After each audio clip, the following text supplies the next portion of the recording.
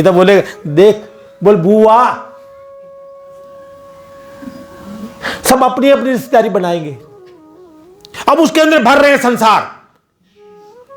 उसने मौसी भरा, नानी भरा, मौसा भरा, मामा भरा, मामी भरा, भर रहे हैं ना। और वो चाचू आ गए, बड़े पापा आ गए, ताऊ आ गए, दादाजी आ गए, दादी आ गई, बुआ आ गई। उधर से वो भरा जा रहा है। जब अंदर था तब ये ज्ञान तो नहीं था उसके पास। वृत्ति तब भी थी, वृत्ति तब भी थी। और जैसे ही संसार में आया तो संसार भरने लगा और वो निकलने लगा।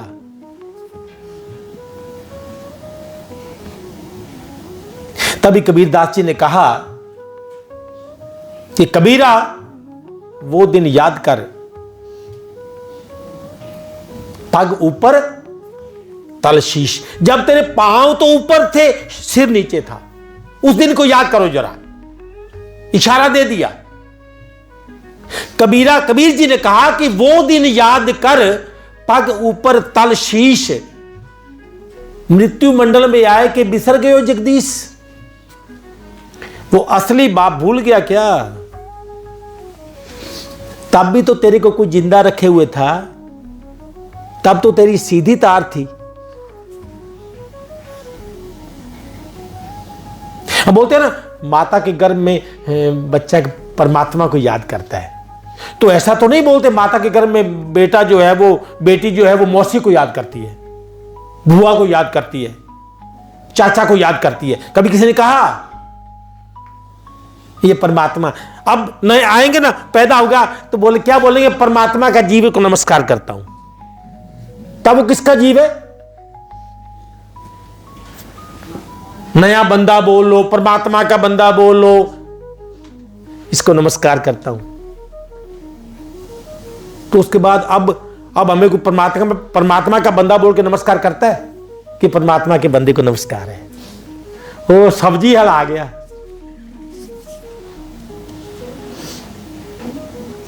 और मास्टर आ गया।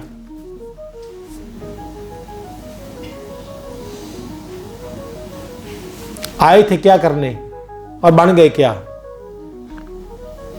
आए क्या करने थे, बन गए कुछ और। जिंदगी की तलाश में हम मौत के कितने पास आ गए। जब ये सोचा तो घबरा गए। आ गए हम, कहां आ गए? कहां ले आया मैं अपने जीवन को? जिस मानवता का लक्ष्य केवल परमात्मा प्राप्ति था, उसको मैंने मिट्टी में मिला दिया। केवल संसार के ज्ञान में ऐसा उलझा, अब मैंने कारोबार में भी परमात्मा को घसीटना शुरू कर दिया। अपने कारोबार में भी मैंने मुझे अपने उस पर भरोसा नहीं रहा। परंतु धर्म के मामले में उसको इग्नोर करना स्टार्ट कर दिया। कैसे? प्रैक्टिकल करना। मैं आपको बता रहा हूं, इसका प्रैक्टिकल करना। किसी को बोलना सुबह, आओ सत्संग पे चलते हैं। परमात्मा चाहेगा तो जरूर जाएंगे। मानो परमात्मा ने रोका हुआ है। सबसे बड़ा दुश्मन ये है, सत्संग पे नहीं जाना। वो चाहेगा तो चलेंगे। बोला मेरे पास है 500 रुपए का, मूवी का, चलना है? बोले चल।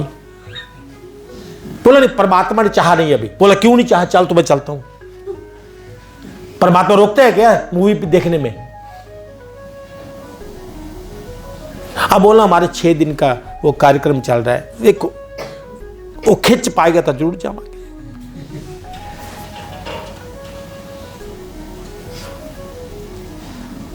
ये हम किसको धोखा देते हैं?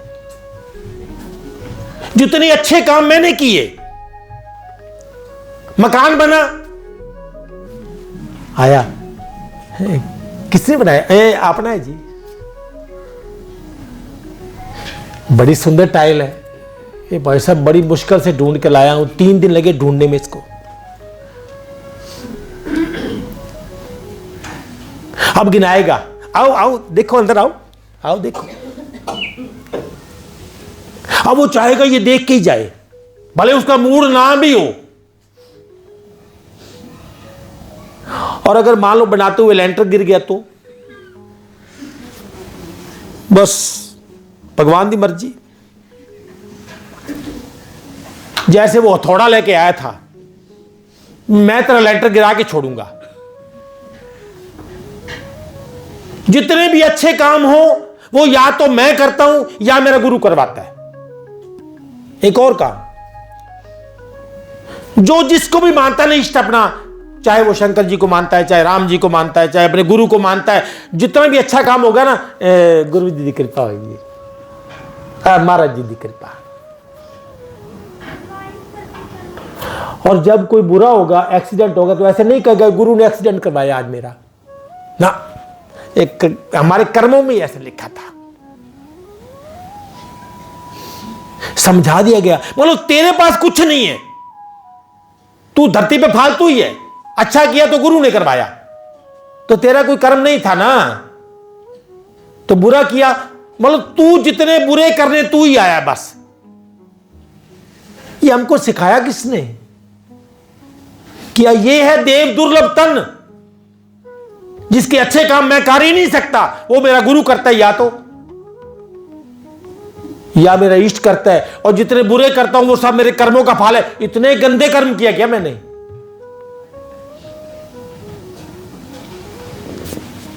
ये मुझे सिखाया किसने? कहीं ऐसा तो नहीं कोई मेरा शोषण कर रहा है और मुझे पता ही नहीं चल रहा है?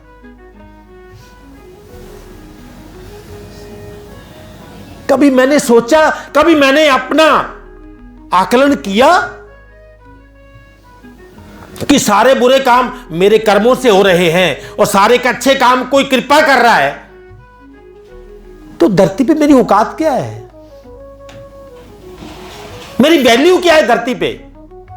मुझे मानव तन दिया तो उसके बारे में लिखा है, बड़े भाग्य मानुष तन पावा।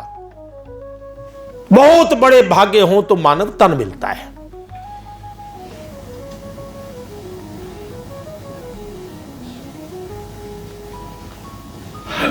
ये मेरा अज्ञान ही तो है। मुझे जागना होगा, मुझे अपने मूल्यों को पहचानना होगा, मुझे अपनी शक्तियों को पहचानना होगा। मेरा श्वास जो चला रहा है वो कौन है? ये जो मुझे श्वास दे रहा है वो कौन है? परमात्मा या कोई और? तो जो गुरु को दे रहा है वो कौन है? तो गुरु अपने आप बना रहा है क्या? उसने श्वास की फैक्ट्री लगाई है? परंतु मुझे सिखा दिया गया वो बहुत बड़ा, तू बहुत छोटा है। तू नीचे घास पे बैठने के लायक है बस।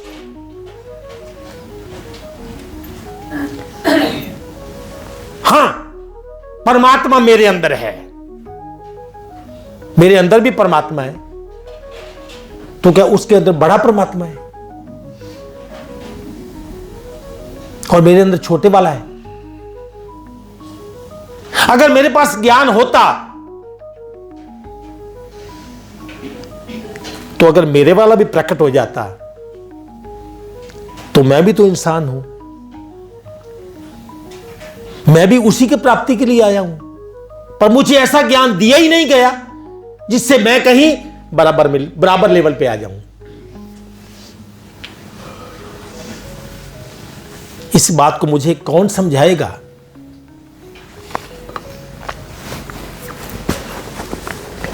प्रेम से बोली परमपिता परमेश्वर की।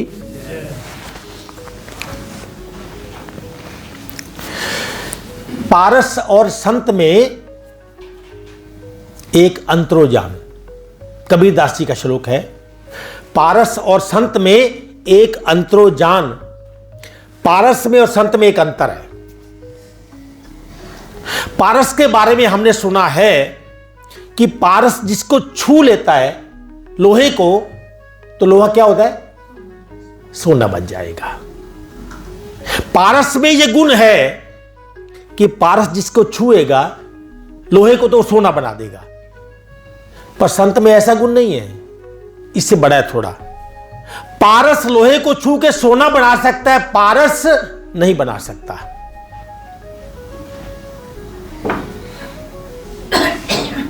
गलत है। पारस लोहे को छुएगा तो क्या बनाएगा? सोना। तो पारस तो नहीं बनाया ना, अपने जैसा तो नहीं बनाया ना उसे कि अब आप भी सोना बनाओ। पारस और संत में एक अंतर्जान, अंतर क्या है कि वो लोहा कंचन करे और वो कर ले आप समान। वो केवल लोहे को सोना बना सकता है, पारस नहीं, परंतु संत अपने जैसा बना लेगा। सेम अब आप भी सोना बनाओ,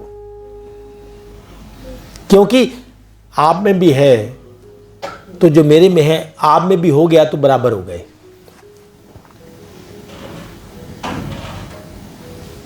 हम अपने विषय की ओर लौटते हैं। प्रेम से बोली परमपिता परमेश्वर की। अब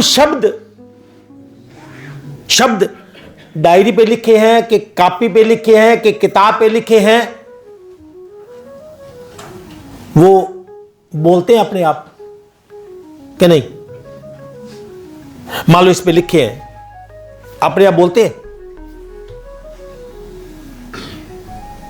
नहीं बोलते। तो इनको पढ़ना हो तो क्या चाहिए? आंख चाहिए, फिर पढ़े जाएंगे। आंख है तो पढ़े जाएंगे। भाषा का ज्ञान चाहिए। भाषा का ज्ञान कौन लेगा? भाषा के ज्ञान के लिए क्या चाहिए? बुद्धि भी चाहिए, मन भी चाहिए, चित्त भी चाहिए और मैं भी चाहिए। ज्ञान लेगा कौन? तो मनो एक अंतःकरण चाहिए, पूरा मन बुद्धि चित्त अहम, तभी इनको पढ़ा जा सकता है। अगर ये नहीं है, अंतःकरण नहीं है, तो ये शब्द क्या है? फिर समझाता हूं। किसी आदमी ने देखा कोई धूप में बैठा है, तो उसने चश्मा लगाया और फिर अखबार पढ़ने लगा। तो उसके पास गया, बोला ये क्यों लगाया आपने? बोला चश्मा है। तो बोला ऐसे पढ़ लेते। बोला नहीं, ये चश्मा जो है ना ये पढ़ने वाला है, इससे पढ़ता हूं मैं। अच्छा, ये तो आसान काम हो गया। वो गया दुकान पे चश्मे वाले के पास, बोला पढ़ने वाला चश्मा लगाना है। बोला बैठो। उसने चश्मा दिया, छोटा नंबर, बोला पढ़ा जा रहा है। बोला ना। थोड़ा और बड़ा लगाया, पढ़ा जा रहा है। बोला ना, और बड़ा लगाया। तो बोला पढ़ा नहीं जा रहा है। बोला ना, अभी तक तो नहीं पढ़ा। बोला पढ़े लिखे हो? बोला ना। बोला चल। बोला फिर आपके पास होगा ही नहीं ऐसा चश्मा। बोला क्यों? बोला मैंने देखा था एक बंदे ने उसमें लगाया, पढ़ने लगा, उतारा, पढ़ना बंद हो गया। बोला आपकी समझ में नहीं आएगा, आप जाओ। अधूरा ज्ञान है। अरे इससे नहीं पढ़ा जाता, पढ़ने के लिए अंतःकरण चाहिए। मन बुद्धि चित्त अहम, बोला वो भी है। अब उसके ज्ञान नहीं है, फिर उसमें ज्ञान चाहिए। कैसे पढ़ा जाएगा? भाषा का ज्ञान होना चाहिए ना। तो भाषा के ज्ञान को स्थित कौन रखेगा? चित्त और बुद्धि स्थित रखेंगे उसको। तो आंख थोड़ी एमए करती है। आंख तो एमए करती नहीं है। तो जितना मान लो एक डॉक्टर बन गया, उसकी डॉक्टरी कहां है? उसकी डॉक्टरी क्या वो उस अलमारी में रखता है या उसके अंदर ही है? अंतःकरण में डॉक्टरी है ना उसकी, तो उसी से काम करता है वो। तो अंतःकरण के बिना जितने भी शब्द हैं वो जड़ है। हमारे अंतःकरण के बिना